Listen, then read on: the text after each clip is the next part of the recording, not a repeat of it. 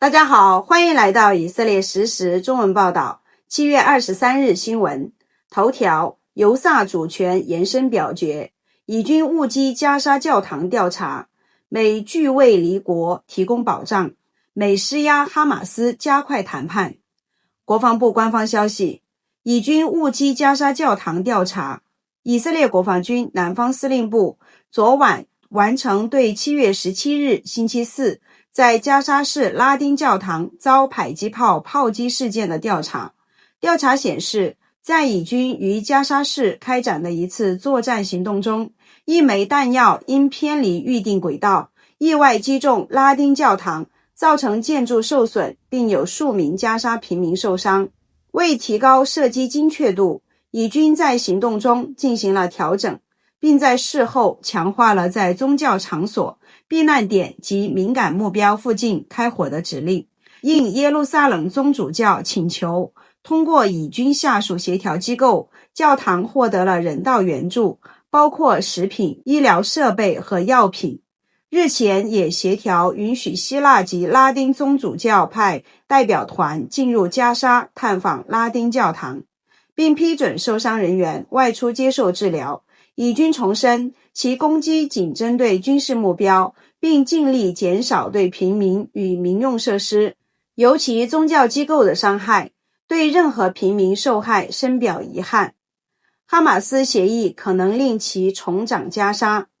一安全官员表示，如与哈马斯签署协议，哈马斯将重新控制以军撤出的加沙地区，并在建筑物中埋设爆炸装置。昨日已有数名士兵因此丧生。美威胁哈马斯加快谈判。美国向哈马斯施压，若不尽快推进谈判，美方将撤回所给予的保障。以财政部长呼吁设谈判最后通牒。以色列财政部长斯莫特里奇呼吁内塔尼亚胡设定与哈马斯谈判的最后期限，24小时内接受条件，否则以色列将宣布彻底关闭达成部分协议的可能性。以拟表决对犹萨主权延伸。以色列议会于今日对是否正式延伸对犹太和撒玛利亚地区以色列控制区域的主权进行投票。内塔尼亚胡将参与投票。尽管因食物中毒在家休息，总理内塔尼亚胡预计将前往议会，参与更换利库德党议员埃德尔斯坦担任议会外交与国防委员会主席的投票。该委员会处理征兵议题。以军打击加沙目标。以色列国防军表示，在过去24小时内，空军打击加沙地带约120个恐怖目标，包括恐怖分子小组、军事建筑、战斗隧道、布雷建筑及其他恐怖基础设施。迪尔巴拉地面行动结束。以军在加沙迪尔巴拉的地面军事行动已结束，推测原因可能为哈马斯以人质、生命相威胁，该说法仅为猜测。伊爆炸事件疑为以所为。纽约时报报道指出，伊朗怀疑过去几周的多起神秘爆炸是以色列所为。经济日报称，约120至150个导弹发射器在启动瞬间爆炸。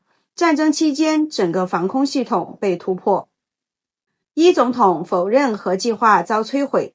伊朗总统表示，所谓核计划被摧毁的说法只是幻觉。美国退出联合国教科文组织。报道称，美国将因联合国教科文组织持反美与反以色列立场而宣布退出该组织。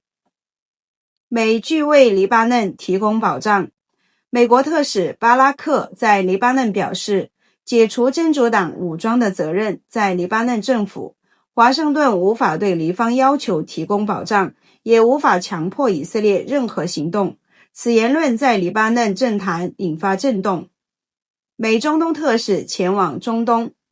美国国务院发言人称，国务卿卢比奥更新消息，美国中东特使维特科夫将前往中东。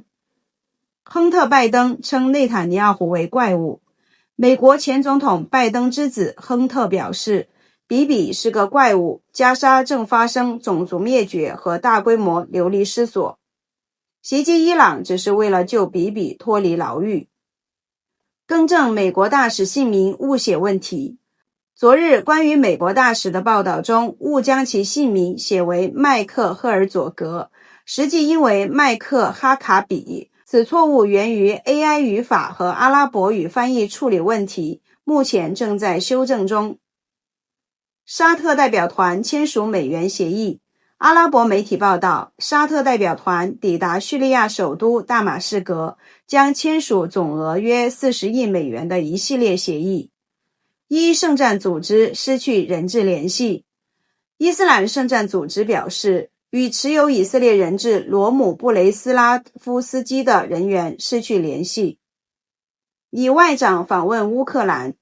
外交部长吉迪恩·萨尔对乌克兰进行自2023年以来首次官方访问。他公开谴责俄罗斯，我们谴责俄罗斯对平民的袭击。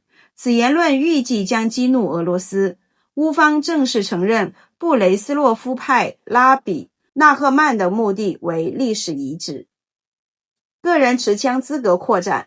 以色列在国家安全部长本格维尔领导下扩大个人持枪许可范围，新增纳哈里亚和哈佐尔哈格利利特等高风险地区，包括阿什凯隆、提比利亚、贝特谢安、斯德洛特、埃拉德等城市，以及部分耶路撒冷、贝特谢梅什等地区居民，现在全体符合个人持枪资格。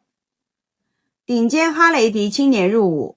来自以色列顶尖哈雷迪犹太教学校的22名年轻人正式入伍，包括庞纳维兹、希伯伦、沃尔夫森等学院。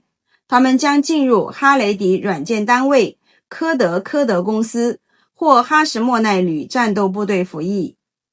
耶胡德哈雷迪被捕。在耶胡德，哈雷迪因保护疑似犹太古墓而抗议引发冲突，3名青年因抗议被捕，警方发现其为逃兵役者，随即将其移交军事警察。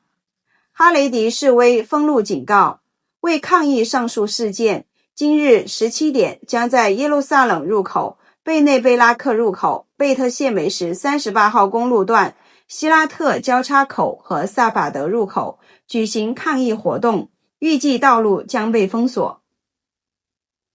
统一妥拉犹太教党要求释放被捕青年。统一妥拉犹太教党退出联合政府后，党领袖戈德克诺夫致信国防部长，要求迅速释放昨日在抗议中被捕并因逃兵役移交军事单位的3名哈雷迪青年。依照常规，逃兵役者会被给予多次机会参与替代性服役，若仍拒绝，则面临军事审判，服刑1至3个月，并以不良行为退伍。以色列奖规定更新。教育部长宣布调整以色列奖相关规定，任何人在国际舞台上自行发起反对以军、国家机构或以色列国的行为，将不具备获奖资格。以医疗组织呼吁关注加沙人道危机。以医疗倡导组织呼吁制止加沙平民饥荒、医疗系统崩溃和无辜人员死亡。其他组织负责人回应称，他们专注以色列医疗倡导，不涉政治。司法部长推进更换总检察长程序。司法部长列文表示，将于周日完成更换总检察长贝哈拉夫米亚拉的流程，呼吁政府停止邀请他参与会议并任命新法律顾问。以高院裁定特拉维夫公共祷告不违法。高院院长阿米特驳回针对去年裁定的复审请求，维持在迪岑戈夫广场可举行性别隔离祷告的决定，称其不认为这侵犯基本权利。此前特拉维夫市持续否决犹太祷告申请，却未拒绝穆斯林性别隔离祷告活动。以拟加强网络投资建议监管。以色列证券管理局拟发布文件，监管网络平台上的投资建议。平台包括论坛、脸书及 X 平台，依据新规，投资影响者必须公开身份，不得匿名，且必须明确说明其并非持牌人，其内容不构成个人投资建议。此举形同禁止无牌网络投资建议行为。已全国进入高温天气，以色列全国气温将在未来7天高于夏季常态，预计周日达最高峰，请保持凉爽，补充水分，并关照年长者。总结，以军调查误击加沙教堂事件并发放援助，以议会拟投票延伸犹萨主权，伊朗否认核设施受损，以外长访问乌克兰谴责俄军袭击，美国拒为黎巴嫩提供安全保障，哈雷迪青年因抗议被捕，引发政教争议，以拟加强网络投资建议监管，美向哈马斯施压加快谈判，以高温天气来袭。感谢您的收看，请持续关注我们的频道，我们将实时连接世界与以色列。再见。